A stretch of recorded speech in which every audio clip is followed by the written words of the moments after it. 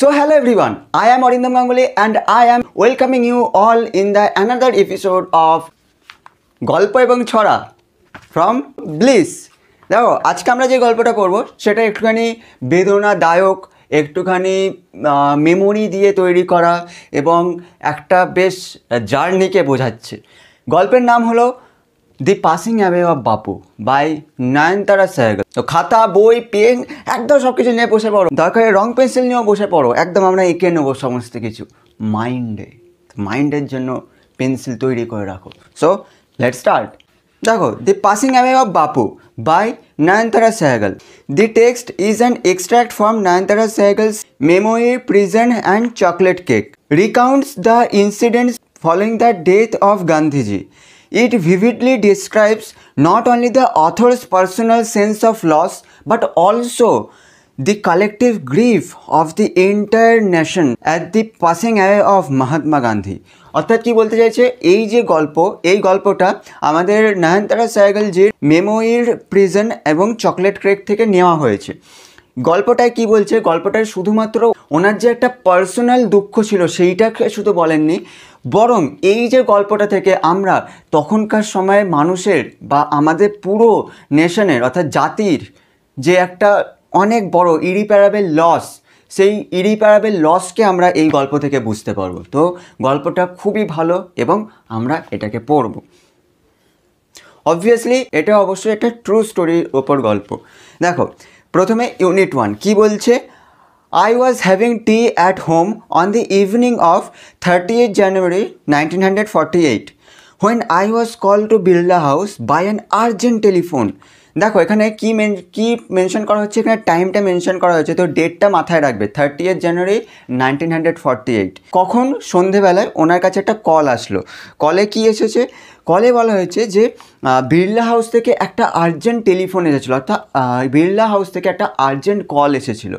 Birla house হলো মহাত্মা গান্ধীকে dedicate করে তৈরি করা একটা মিউজিয়াম। সেখানে কি হয়েছিল, Gandhiji had been shot on his way to a prayer meeting. গান্ধীজিকে তখন গুলি করে মেরে দেওয়া হয়েছিল, একটা প্রেয়ার মিটিং অর্থাৎ প্রার্থনা সভার জন্য যাচ্ছিলেন। আই ওয়াজ নাম with shock as I got into the car. At the Birla House, Gandhiji's relatives and followers had gathered round his body. Birla হাউসে তখন কি হয়েছে, তখন গান্ধীজির বডিকে ঘিরে তার ফলোয়ার্স এবং তার আত্মীয় স্বজন ঘিরে দাঁড়িয়ে রয়েছেন ওখানে। There was silence in the room as Gandhiji breathed his last.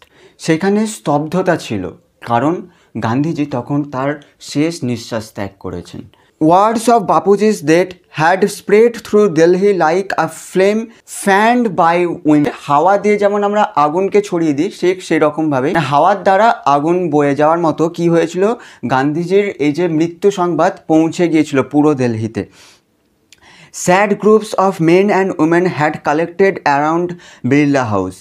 দুঃখে ভরা পুরুষ এবং মহিলারা পুরো বিড়লা হাউসের আশেপাশে দাঁড়িয়ে গিয়েছিল, মানে পুরো বিড়লা হাউসের আশেপাশে জড়ো হয়েছিল।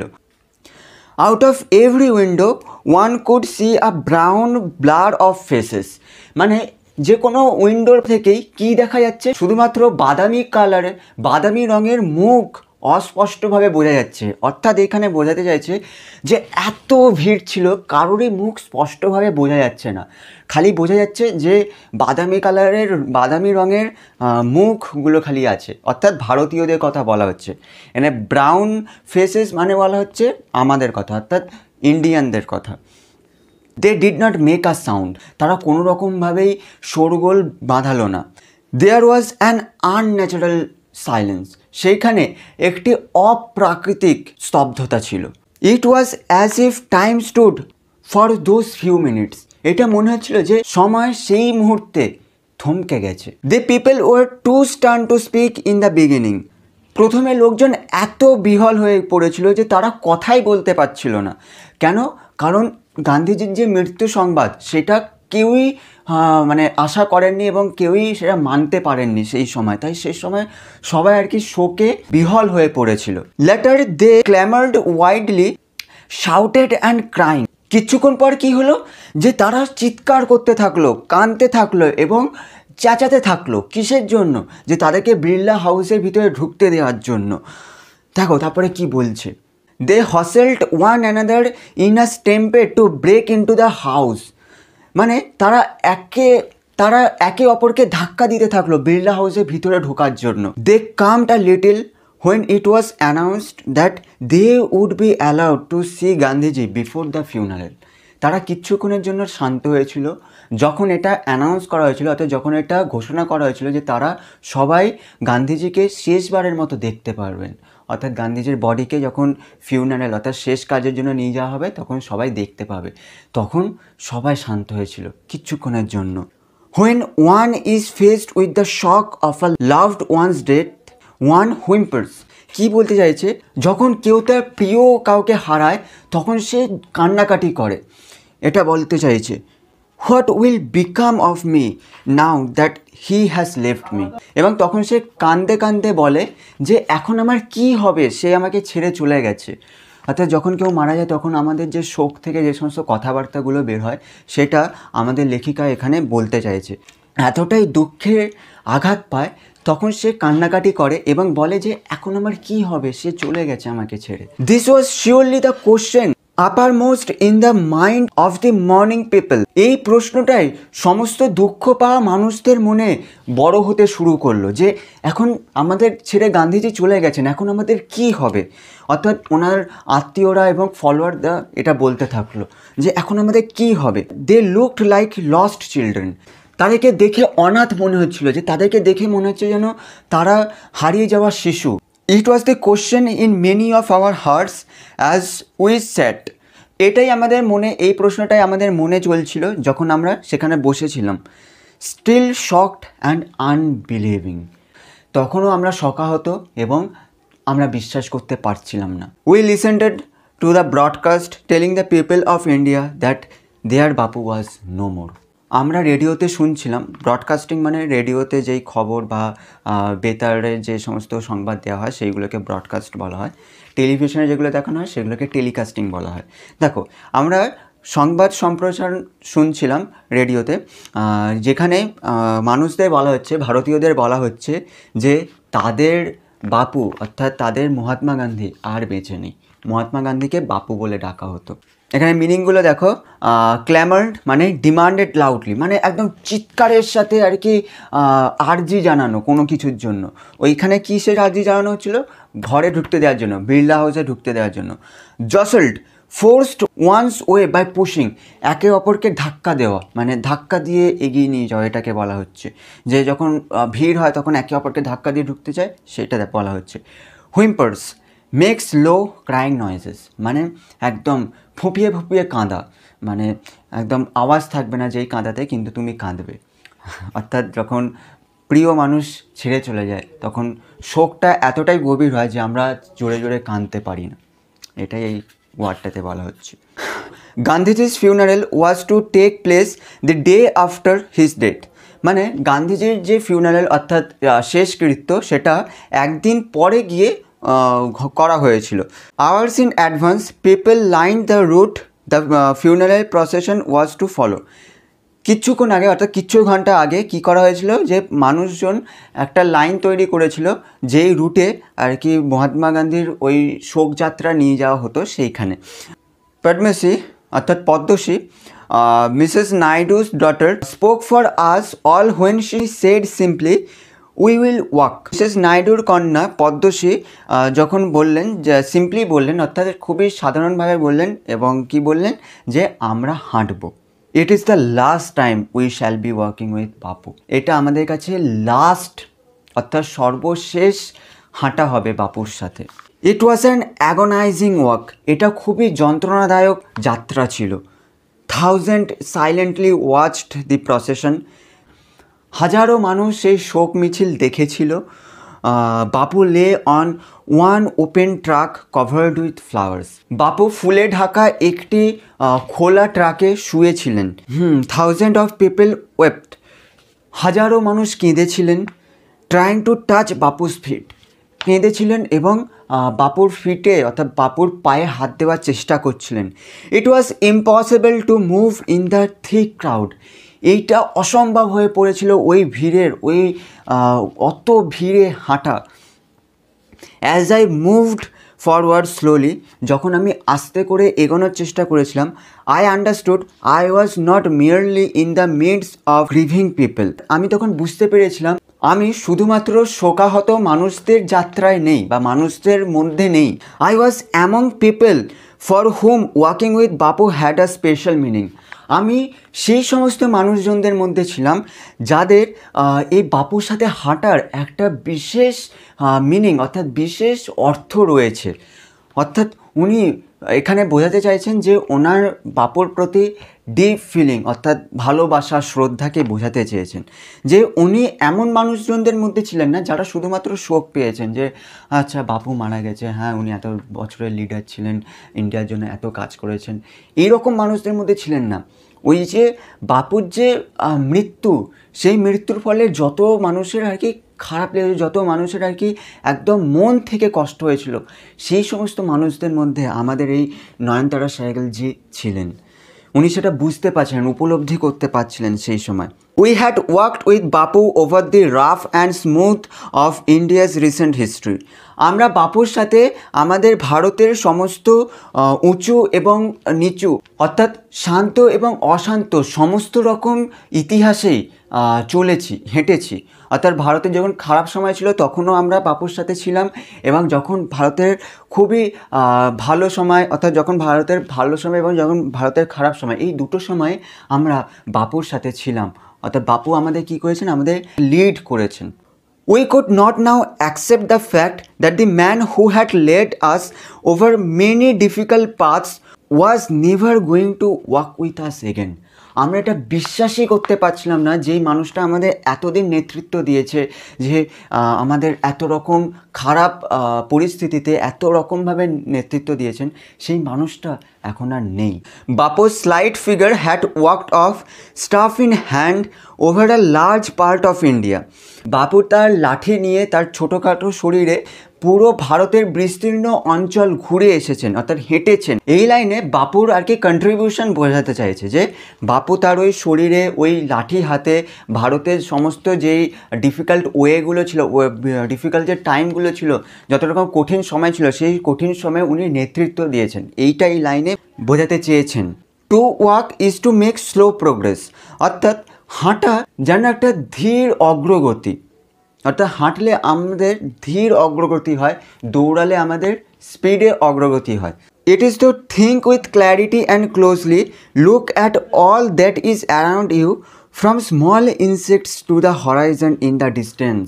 এই যে বাপুর হাঁটা ছিল, এই হাঁটাটা কী ছিল, যেন প্রত্যেকটা ছোট কীট থেকে শুরু করে একদম দিগন্ত পর্যন্ত ওনার স্পষ্ট এবং নিবিড় পর্যবেক্ষণ। Moreover, to walk was often the only way open to the average Indian. তাছাড়া হাঁটা হলো অধিকাংশ ভারতবাসীর কাছে একমাত্র খোলা রাস্তা। It required no vehicle except his own body and cost him nothing but his energy. এই হাঁটা কোনো রকমভাবেই যানবাহনকে গ্রহণ করে না, বরং যা গ্রহণ করে তা হলো তোমার শরীর এবং তোমার এনার্জি এবং তোমার বডি তোমাকে হাঁটতে এগিয়ে নিয়ে যায়, সেটার জন্য কোনো রকমভাবে কোনো যানবাহনের দরকার পড়ে না। Gandhiji took this necessity as he took much that was common place and transformed it into a joyful effort. কী বলতে চাইছে, গান্ধীজি এই হাঁটাটাকেই একদম দরকারি অর্থাৎ প্রয়োজনীয়তা হিসেবে নিয়েছিলেন, এবং তিনি যেরকমভাবে আর কি সমস্ত সাধারণ মানুষদের গ্রহণ করেছিলেন অগ্রগতির জন্য, সেরকমভাবে উনি এই হাঁটাটাকে অর্থাৎ এগিয়ে যাওয়ার জন্য হাঁটাটাকেই উনি সর্বাধিকার দিয়েছিলেন। এবং এইরকমভাবেই তিনি কি করেছিলেন, তিনি সাধারণ মানুষদের একটি আনন্দদায়ক প্রচেষ্টায় পরিবর্তন করেছিলেন। কোশ্চেনগুলোতে আমরা একটু পরে আসি, আগে টেক্সটটা শেষ করি। এই সমস্ত টেক্সট একবার পড়া শুরু করলে না শেষ করা পর্যন্ত থামা যায় না, সেম অ্যাজ মি, একবার শুরু করলে এটা ঠিক থামানো যায় না। Some days after the funeral a special train took Gandhiji's ashes to Allahabad. কিছুদিন পরে, গান্ধীজির এই শেষকৃত্যের কিছুদিন পরে একটি স্পেশাল ট্রেন অর্থাৎ একটি বিশেষ ট্রেন তার অ্যাশেস অর্থাৎ চিতাভস্ম নিয়ে এলাহাবাদ গিয়েছিল। The compartment was decked with flowers কম্পার্টমেন্টটাকে ফুল দিয়ে সাজানো হয়েছিল। People on the train sang bhajans, যারা ট্রেনে ছিল তারা ভজনস গাইছিল। People did not weep anymore for they could feel Gandhiji's presence amid the flowers and the songs. মানুষজন আর কাঁদছিলেন না। কেন কাঁদছিলেন না? কারণ তারা ওই ফুলের গন্ধে এবং ওই ভজনের গানের মধ্যে দিয়ে বাপুর প্রেজেন্স অর্থাৎ উপস্থিতি বুঝতে পারছিলেন, অর্থাৎ অনুভব করতে পারছিলেন। অ্যামিড মানে মধ্যে দিয়ে। At every station sorrowful crowds fill the platform. প্রত্যেকটা স্টেশনেই বিষাদমগ্ন মানুষজন প্ল্যাটফর্মে ভিড় করেছিলেন। অর্থাৎ প্রত্যেকটা স্টেশনেই বাপুর যে সমস্ত ফলোয়ার ছিল বা অনুগামী ছিল তারা দুঃখের সাথে ওই প্ল্যাটফর্মে দাঁড়িয়েছিলেন, অর্থাৎ ভিড় জমিয়েছিলেন। Amid song and prayer the train reached Allahabad. এই গান এবং প্রার্থনার সাথে দিয়ে কি করলো, ট্রেনটা এলাহাবাদে পৌঁছালো। The ashes were immersed in the Ganges where a huge crowd had gathered at the bank. যখন এই অ্যাসেস অর্থাৎ চিতাভস্ম গঙ্গায় ভাসানো হচ্ছিল তখন গঙ্গার পাড়ে বিশাল ভিড় দাঁড়িয়েছিল। Afterwards we all went back to Delhi. এরপর আমরা সবাই দিল্লিতে ফিরে এলাম। আমি জানি এই ফটো এখনও বাপুর সমস্ত ফলোয়ারদের এখনও কষ্ট দেয়। শুধুমাত্র বাপু না, আমাদের প্রত্যেকটা ভারতীয়র কাছেই এই দৃশ্য হয়তো কষ্টদায়ক বা বেদনাদায়ক। Back in Delhi I felt at sea. এখানে সি মানে কী বোঝাতে চাইছে? সি মানে সমুদ্র না, এখানে বোঝাতে চাইছে যে একটা কষ্ট বা একটা অনেক বেদনাকে বুঝতে পারা। সি মানে কি? সি মানে সমুদ্র। সমুদ্রে কী থাকে? গভীরতা থাকে। গভীর একটা চিন্তাকে বোঝাতে চাইছে যে দিল্লিতে ফিরে আমি অথই জলে পড়লাম। I had not directly worked with Gandhiji. আমি প্রত্যক্ষভাবে গান্ধীজির সাথে হাঁটিনি। Gone to present at his call or made any sacrifice for my country. কী বলতে চাইছেন? আমাদের এখানে লেখিকা বলতে চাইছেন যে আমি কোনো সময়ের জন্যই প্রত্যক্ষভাবে গান্ধীজির সাথে হাঁটিনি, আমি জেলে যাইনি, আমি আমার দেশের জন্য কোনো কিছুকে ত্যাগ করিনি। My sisters and I and other young people like me had been merely onlookers. আমার বোনেরা এবং আমি এবং আমার মতো এই সমস্ত তরুণ ব্যক্তিত্বরা শুধু তাকিয়ে দেখেছি। But still I felt at sea. কিন্তু তবুও আমি অথই জলে পড়লাম। I felt I had grown up within a magic circle. আমার মনে হলো যে আমি একটা জাদু বৃত্তের মধ্যে বড় হয়ে উঠেছি। With Bapu's passing away I felt the magic circle had vanished. বাপুর মৃত্যুর সাথে সাথে সেই ম্যাজিক সার্কেল অর্থাৎ সেই জাদু বৃত্ত ভ্যানিস হয়ে গেছে, অর্থাৎ সরে গেছে। Living me unprotected. সেই জাদুবৃত্ত যে সরে গেছে সেটা আমাকে কি করেছে? সেটা আমাকে অরক্ষিত করে উধাও হয়ে গেছে। অর্থাৎ বাপু যখন ছিলেন তখন এমন মনে হয়েছিল যে হ্যাঁ উনি আছেন, তার মানে সমস্ত কিছু ভালো হবে। উনি যখন এখন চলে গেছেন তখন মনে হচ্ছে যেন সমস্ত কিছুই এখন যা হবে সমস্ত কিছুই খুব খারাপ হবে এবং সমস্ত কিছুই ক্ষতি করবে, অর্থাৎ সমস্ত কিছুই খুবই আনপ্রোটেক্টেড হয়ে যাবে। এই লাইনে এটা বোঝানো হচ্ছে। With an effort I roused myself. চেষ্টা করে আমি উঠে বসলাম। I asked myself. আমি আমাকে জিজ্ঞাসা করলাম, had Bapu lived and died for nothing. Bapu কি অকারণে বেঁচে ছিলেন এবং মারা গেলেন? How could I so easily lose courage when he was no longer there। তিনি যখন আর নেই আমি কতটা সহজভাবে আমার সমস্ত সাহস হারিয়ে ফেললাম। My values were not so weak. আমার যে মূল্য সেই মূল্য এতটাও দুর্বল নয়। Millions of people would have been ordinary folk but for Bapu. Bapu ছাড়া সমস্ত মানুষই খুব সাধারণ। He brought them out of indifference and awaken them to one another sufferings. তিনি তাদের উদাসীনতা থেকে তুলে বের করেছিলেন। তিনি তাদেরকে একে অপরের সাফারিং, একে অপরের যে দুঃখ কষ্ট, সেই দুঃখ কষ্ট থেকে জাগরিত করেছিলেন, বুঝতে শিখিয়েছিলেন। What if now Bapu is গন। বাপু যদি চলে গিয়ে থাকে তাহলে তাতে কি হয়েছে? We are still there. আমরা এখনও এখানে আছি। Young, strong and proud to bear his banner before us. আমরা এখনও তার ব্যানার অর্থাৎ আমরা এখনও তার পতাকা আমাদের সামনে তুলে ধরার জন্য এখনও ইয়াং অর্থাৎ তরুণ এবং স্ট্রং অর্থাৎ মজবুত আছি এবং আমরা সেটার জন্য গর্ববোধ করি। Bapu had passed away but his India would continue to live in his children. Bapu চলে গেছেন কিন্তু তার ভারতবর্ষ তার সন্তানদের মধ্যে দিয়ে বেঁচে থাকবেন। এখানেই আমাদের ইউনিট 3 শেষ হলো। গল্পটা বোঝা গেল? গল্পটা হচ্ছে একজনের রিয়ালাইজেশন একটা ট্রু ইনসিডেন্টের ওপর। দেখো এই ক্ষেত্রে আমি একটা কথা বলে রাখি, একটা ছোট্ট ব্যাপার স্যাপার, সেটা হচ্ছে খুব একটা বেশি বড় কিছু বলবো না। তোমরা যখন একটু বড় হয়ে যাবে তোমাদের নিজেদের কাছে তোমরা যখন একটু বড় হয়ে যাবে ক্লাস 12 বা কলেজে যখন যাবে তখন অবশ্যই তোমাদের নিজস্ব কিছু পলিটিক্যাল পার্সপেক্টিভস তৈরি হবে এবং সেটা সব ক্ষেত্রেই খুব ভালো এবং তোমরা নিজেদের দিক থেকে অনেক কিছু বুঝতে পারবে। বাট এটা মনে রেখো যে তোমার আইডিওলজি বা তোমার পার্সপেক্টিভ অন্য হতেই পারে, ভিন্ন হতেই পারে, বাট সেটা মানে এইটা না যে অন্য যারা কন্ট্রিবিউট করেছিল তারা সবাই ভুল। ঠিক আছে, আমাদের সবার মধ্যেই ফ্লস থাকে, আমরা সব ক্ষেত্রেই কোনো না কোনো রকমভাবে ভুল হতে পারি, বাট সমস্ত কাজই যে আমাদের ভুল সেটা একদম বাঞ্ছনীয় নয়। তো তোমার যেই পার্সপেক্টিভ তৈরি হোক না কেন এইটা মাথায় রাখবে যে অবশ্যই তুমি ক্রিটিসাইজ করবে যখনই মনে হবে যে হ্যাঁ ভুল আছে বা কিছু ঠিক হতে পারতো, বাট মনে রাখবে যে তার যে কন্ট্রিবিউশন আছে, তাদের যে কন্ট্রিবিউশন আছে সেই কন্ট্রিবিউশন কোনো সময়ের জন্যই একদম তুচ্ছ হতে পারে না, কারণ তারা যা করেছিলেন বা সে যা করেছিল তা কিন্তু তুমি বা আমি করার ক্ষমতা রাখি না।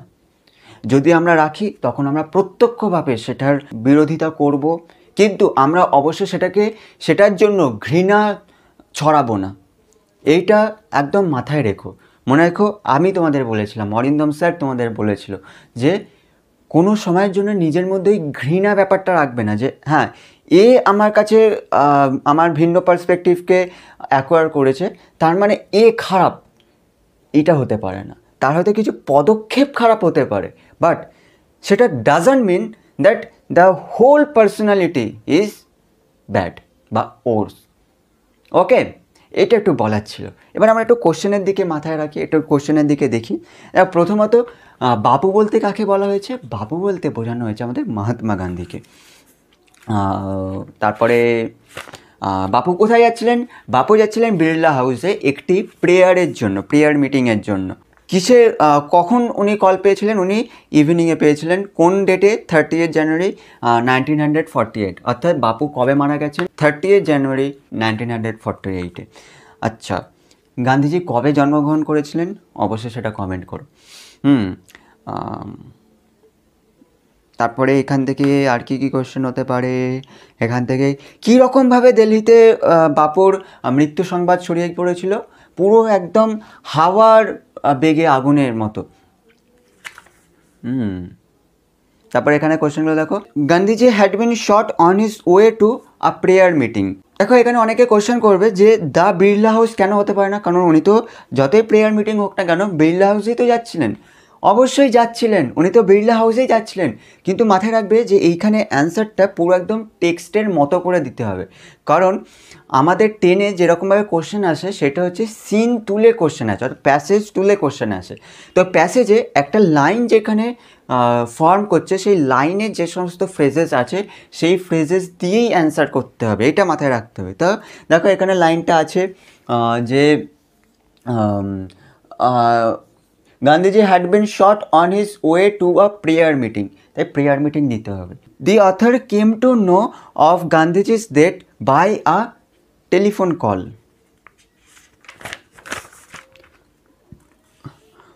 When one is faced with the shock of a loved one's death, one কী করে বলো? ফুঁপিয়ে কাঁদে, নাকি হাসে, নাকি হাততালি দেয়, নাকি চেঁচায়? অবশ্যই সেটা কমেন্ট করো। Fill in the chart with information from the text. Date on which Gandhiji was shot dead, কবে? অবশ্যই কমেন্ট করো। Place where Gandhiji breathed his last, কোথায়, মানে একদম স্পেসিফিক্যালি জায়গা মেনশন করতে বলছে, তো জায়গাটা কোথায় ছিল সেটা অবশ্যই আমাকে জানিও। Information given by the broadcast, কী হচ্ছিল, যে কোন ইনফরমেশান দেওয়া হচ্ছিল ব্রডকাস্টিংয়ে, যে বাপু ওয়াজ নো মোর। এখানে ট্রু ফলস আছে। The author received an urgent telephone call in the morning, false. Supporting statement কি সেটা অবশ্যই টেক্সট থেকে দেখো, আমি বলে রাখছি একটা, প্রথমটা বলে রাখি। I was having tea at the home on the evening of 30th January 1948। দেখো, on the evening of 30th January, তো এইটা এই পুরো লাইনটা এখানে লিখতে লাগবে সাপোর্টিং স্টেটমেন্টে। People attempted to break in two the Birla House, ঠিক ট্রু আছে। কোন জায়গা থেকে আমি বুঝলাম, এই যে এখানে আছে, they jostled one another in a stampede to break in two the house. Break into মানে একদম ভেঙে চলে যাওয়া, মানে একদম ভেঙে দেওয়া, অর্থাৎ ব্রেক। তাই এখানে একদম এটা ঠিক সাপোর্টিং স্টেটমেন্ট ওই লাইনটা হবে। এই যে এখানে they jostled one another in a stampede to break in two the house. The news of Gandhiji's death did not shock the people, মানে গান্ধীজির মৃত্যু সংবাদ কোনো মানুষকেই আর কি শোকাহত করেনি। এটা ঠিক না ভুল?